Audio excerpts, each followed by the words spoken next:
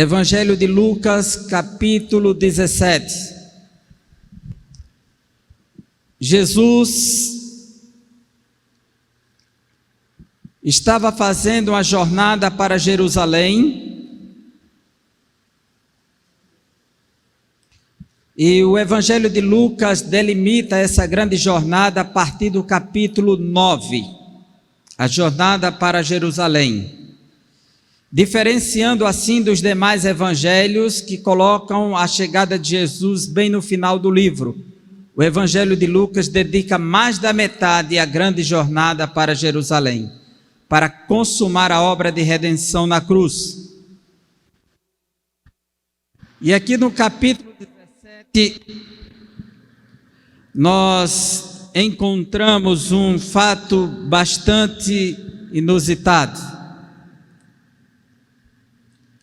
Lucas capítulo 17, você que está nos acompanhando, estarei lendo na versão NVI, versículos 11 ao 19. A caminho de Jerusalém, Jesus passou pela divisa entre Samaria e Galileia. Ao entrar num povoado, 10 leprosos dirigiram-se a ele, ficaram a certa distância e gritaram em alta voz: Jesus, mestre, tem piedade de nós. Ao vê-los, ele disse: vão mostrar-se aos sacerdotes. Enquanto eles iam, foram purificados. Um deles, quando viu que estava curado, voltou, louvando a Deus em alta voz. Prostrou-se aos pés de Jesus e lhe agradeceu. Este era samaritano. Jesus perguntou: não foram purificados todos os 10? Onde estão os outros 9? Não se achou nenhum que voltasse e desse louvor a Deus, a não ser este estrangeiro? Então ele lhe disse: levante-se e vá, a sua fé o salvou. Amém, irmãos? Queridos santos em Cristo Jesus, é notório que na antiguidade não havia cura para a lepra, era uma doença incurável. E quando Deus arrancou o seu povo com mão forte da escravidão do Egito, Ele entregou as leis, 613 mandamentos, que são sintetizados em 10, mas são 613. E dentro dos mandamentos da lei do Senhor, no livro de Levítico, capítulos 13 e 14, está toda uma descrição da lei do leproso. O que acontece? Se alguém no meio da comunidade apresentasse alguma mancha na pele que fosse duvidosa, de imediato seria conduzido até o sacerdote, que tinha capacidade de averiguar. Havia uns sacerdotes que cuidavam da questão da saúde do povo. E se identificasse alguma mancha, de imediato isolaria essa pessoa por 7 dias. Após 7 dias de isolamento e tratamento específico, ele seria reavaliado. E de acordo com a resposta da sua pele, ele seria isolado por mais 7 dias. Após 7 dias, passava-se aí 14, então seria reavaliado mais uma vez. Se intensificasse, haveria mais 7 dias, 21 dias. E após essa avaliação de 21 dias, e ele mostrasse que a coisa estava apenas piorando, ele teria de ser isolado totalmente e para sempre. E assim surgiu no meio do povo de Deus uma forma de prevenir, uma prevenção, já que a doença era incurável, era isolando as pessoas E assim surgiram no Oriente vários locais chamados de Vale dos Leprosos, onde eram reunidos. E o povo de Deus entrou na terra de Canaã com essa lei, cumprindo, praticando. Nós temos o caso de Miriam, a irmã de Moisés, que foi manchada na pele e foi isolada somente 7 dias. E aqueles que não puderam conseguir a cura tiveram que viver isoladamente. E o povo de Israel foi introduzido na terra de Canaã, e eles conviveram por muito tempo debaixo dos sacerdotes, dos juízes. Veio a monarquia, depois a monarquia, que é o reino, foi dividido em reino do norte e reino do sul, e no meio do reino do norte, que estava em Samaria, veio o cativeiro assírio. Para o reino do sul veio o cativeiro babilônico, e quando retornaram para a terra, um povo que estava misto com o povo de Israel se chamou samaritano, um povo misto. E esses dois povos conflitavam socialmente, culturalmente e cultualmente, ou seja, no aspecto religioso. Eles não tinham como se envolver, se unir, nem por meio da religião, nem por meio do espaço geográfico, nem por meio da cultura. Havia uma barreira intransponível entre eles. Mas entre Samaria e Galileia, que estava o espaço limítrofes, estava a fronteira, havia um grande vale. E este vale, como a aldeia de Samaria era pequena, e aquele vale da fronteira era o mais propício, se tornou o local de isolar os leprosos de Samaria, os samaritanos, que não se comunicavam com os judeus. E os judeus da região norte da Galileia, que também não se comunicavam com o povo da região sul, que está no centro, também não tiveram escolha, quando tinham um leproso entre eles, enviar para aquele vale. E lá, na fronteira entre Samaria e a Galileia, ficavam os leprosos. E aqueles que não se comunicavam, aqueles que não conseguiam cultuar juntos, aqueles que não tinham as mesmas práticas e culturas, agora tinham tudo em comum no Vale dos Leprosos. Ali era o ponto de encontro, onde nenhum poderia dizer para o outro: eu sou melhor que você, aqui eu estou numa situação melhor que você, aqui não interessa se você é judeu, se você é samaritano, aqui você é leproso. E ali estavam todos e tinham tudo em comum naquele vale, e o que os tornavam um só: a lepra, uma doença incurável, pela qual estavam sendo consumidos a cada dia até a morte. E é justamente esse texto que nós queremos abordar aqui, com o tema de a gratidão incomum. Diga comigo: a gratidão incomum. Por que uma gratidão incomum? E o texto começa dizendo assim: a caminho de Jerusalém, que ficava no extremo sul, e no centro, entre o norte e o sul, estava a parte central, onde estava Samaria. A caminho de Jerusalém, Jesus passou pela divisa entre Samaria e Galileia. Ao entrar num povoado, 10 leprosos, Jesus está passando bem próximo do local onde aqueles que fora daqueles passos não tinham nada em comum, ali eles tinham tudo em comum. Ali não dava para discutir quem era o melhor, quem era superior, quem estava no estado melhor do que o outro. Aí Jesus está passando. Ao entrar num povoado, 10 leprosos dirigiram-se a ele. O interessante é que a fama de Jesus corria.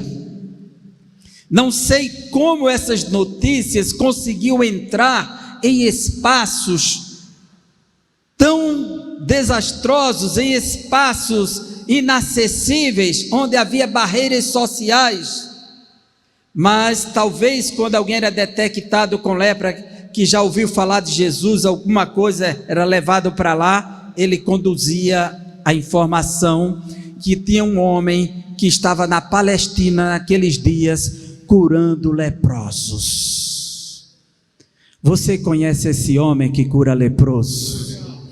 Você conhece o homem que faz milagres?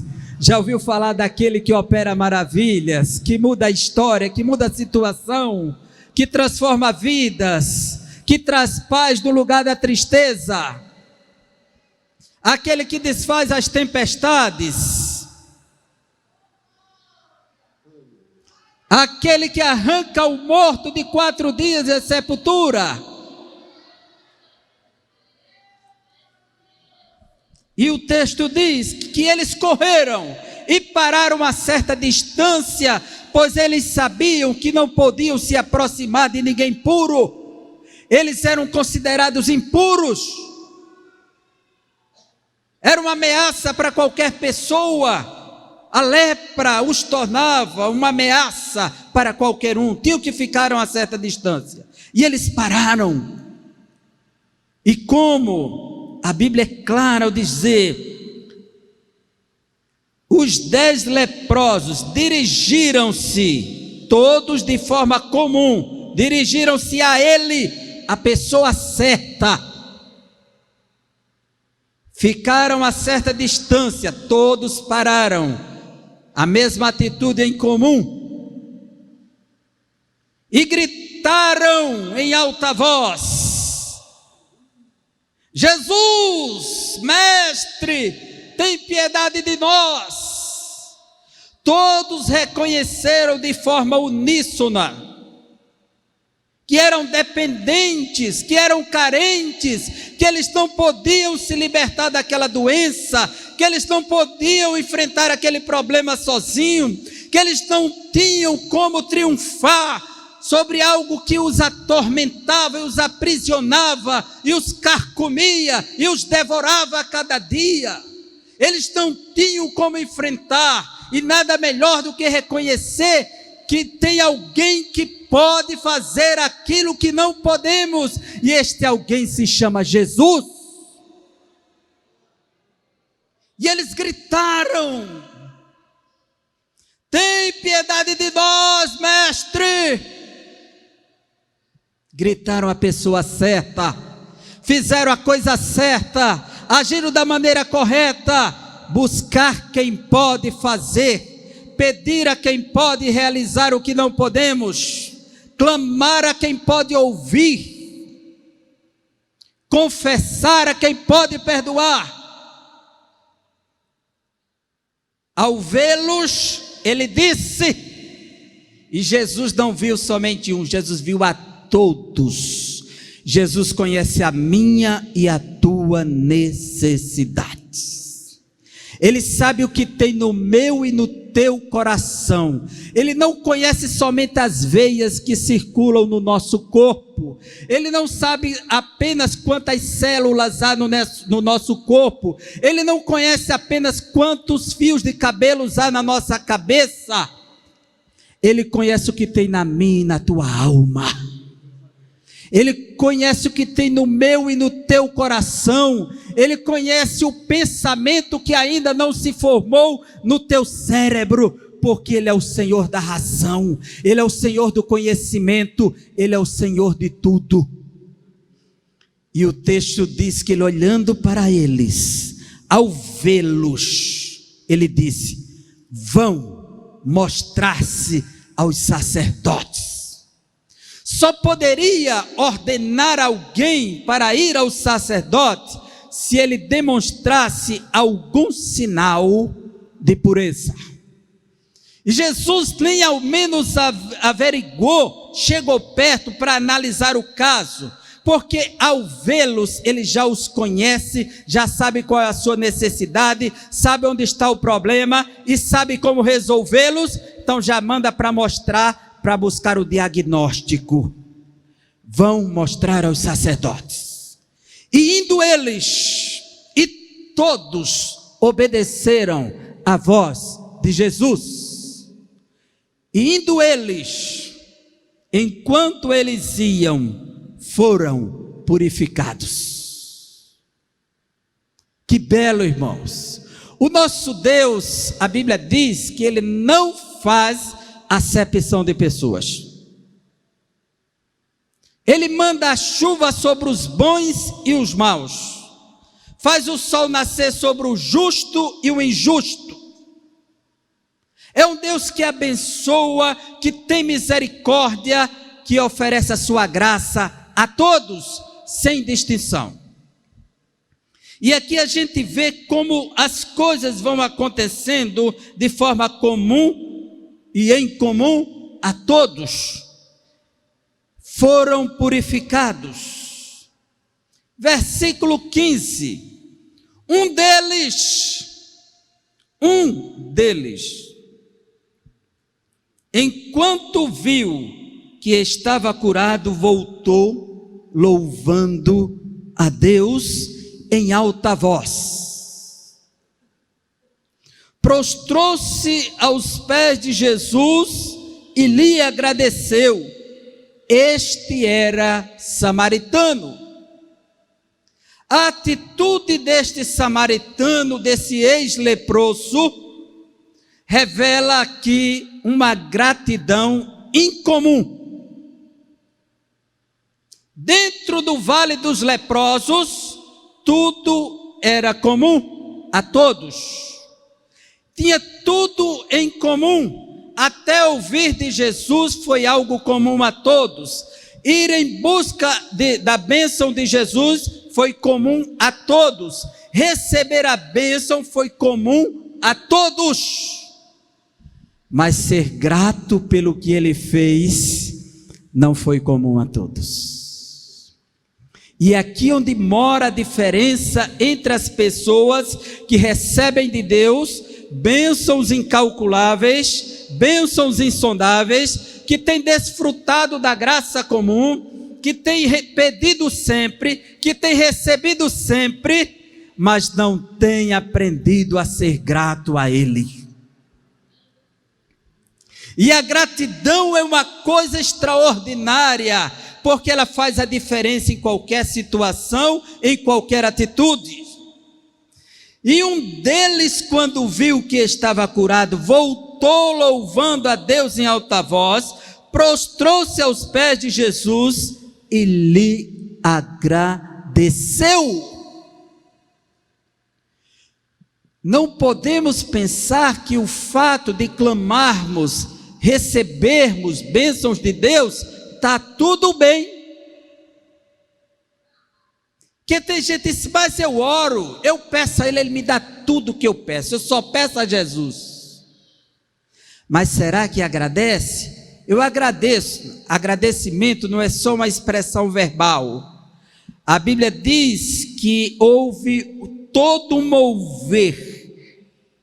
Quando ele viu que estava curado, ele voltou. Voltou para quem? Para quem o curou.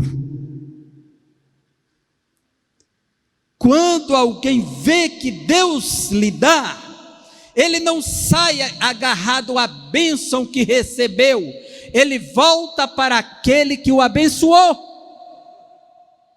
Tem muita gente agarrada às bênçãos, os presentes de Deus, a graça de Deus, a bondade de Deus, a misericórdia de Deus, mas não se agarra com Deus. E ele voltou, ele fez o caminho correto. E quando ele volta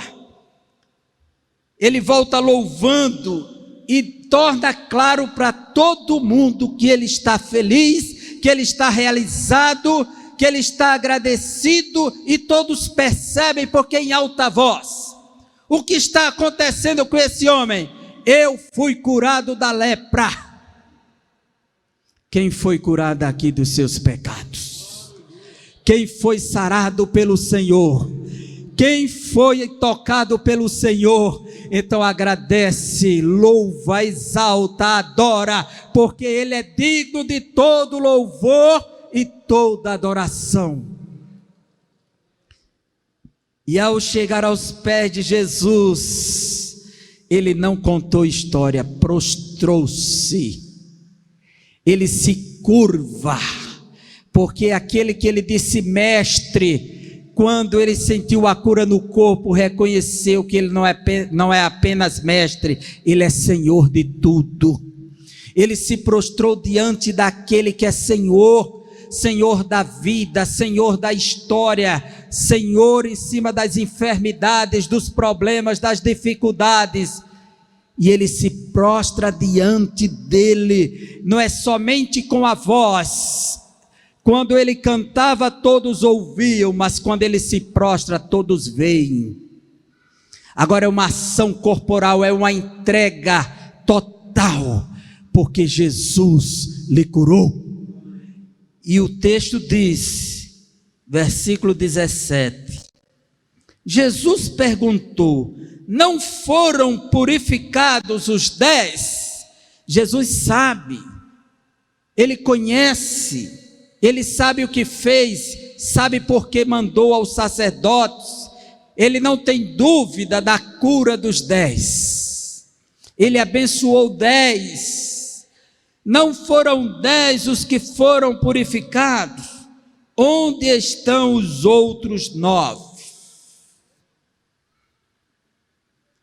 Eles não partilham deste sentimento de gratidão do samaritano. O que nos dá a entender do texto que os demais eram judeus, porque a ênfase neste é que ele é samaritano. O que se esperava é que o judeu fosse o primeiro a agradecer, porque toda a expectativa messiânica estava em cima do judeu. E os judeus não voltaram para dar graças a Deus, para louvar, para se prostrar, para reconhecer. Mas o samaritano voltou e Jesus: não foram 10, onde estão os outros 9? Não se achou nenhum que voltasse, desse louvor a Deus, a não ser este estrangeiro. Jesus se agrada da minha e da tua gratidão. Ele sabe e considera, Ele destacou aqui a não ser este estrangeiro, e Ele recompensa não o nosso ato, mas a fé nele que curou, que abençoou. Então Ele lhe disse: levante-se e vá, a sua fé o salvou. A gratidão em comum e a graça salvadora para aqueles que reconhecem o senhorio de Cristo. Existe uma diferença entre as pessoas que buscam o favor de Deus, a misericórdia de Deus, mas não seguem a Deus, que buscam as bênçãos de Jesus, mas não querem nada com Jesus, querem apenas com as bênçãos que Ele pode dar, com as enfermidades que Ele pode curar, com as portas que Ele pode abrir, estão interessados nisso, e Ele dá, porque Ele não faz acepção de pessoas. Mas essa resposta aqui, a tua fé te salvou, Ele não dá a todo mundo, só dá para aqueles que reconhecem que Ele é o Salvador. A fé que reconhece é a fé que se prostra, a fé que reconhece é a fé que adora, a fé que reconhece é a fé que agradece. A tua fé te salvou. Nenhum deles ouviram. 9 saíram regozijados com a cura física, mas o mais importante é aquilo que transcende o físico, é aquilo que vai para a eternidade. É o que abre as portas da eternidade, e este samaritano pôde seguir e servir aquele que não somente cura, mas salva a alma do pecador. que você possa compreender nesta noite. Talvez você já recebeu muitas bênçãos da parte do Senhor, tem buscado, orado, pedido e tem visto que Ele é misericordioso. Mas existe um ponto importante: não é só pedir, não é só receber, é ser grato àquele que abençoa. E essa gratidão se faz adorando, se prostrando, reconhecendo o senhorio dEle, o poder dEle, que somente Ele faz, que somente Ele pode, que somente Ele salva. E quando as pessoas se voltam para Ele, e não somente para as bênçãos dEle, vão ouvir essa resposta de Jesus: a tua fé te salvou. Você quer experimentar a salvação de Deus desta noite? Vem para Jesus, corre para Jesus, aquele que tem te abençoado, tem te dado vida, tem te protegido, tem provido, tem te agraciado com família, com bênçãos, com proteção, e pode te dar muito mais, porque Ele é soberano. Mas o mais importante de tudo, Ele espera que nós sempre nos voltemos para Ele e se prostremos a Ele. Veja como Ele exigiu: não foram 10, onde estão os 9? Nenhum voltou, mas aquele que voltou pode segui-lo e conhecê-lo mais de perto, e conhecer muito mais o que Ele pode fazer, e experimentar uma vida contínua com Ele. Ele disse que não nos deixaria órfãos, Ele disse que não nos deixaria só, nem um dia sequer. É aquele que está conosco sempre, porque nos voltamos para Ele.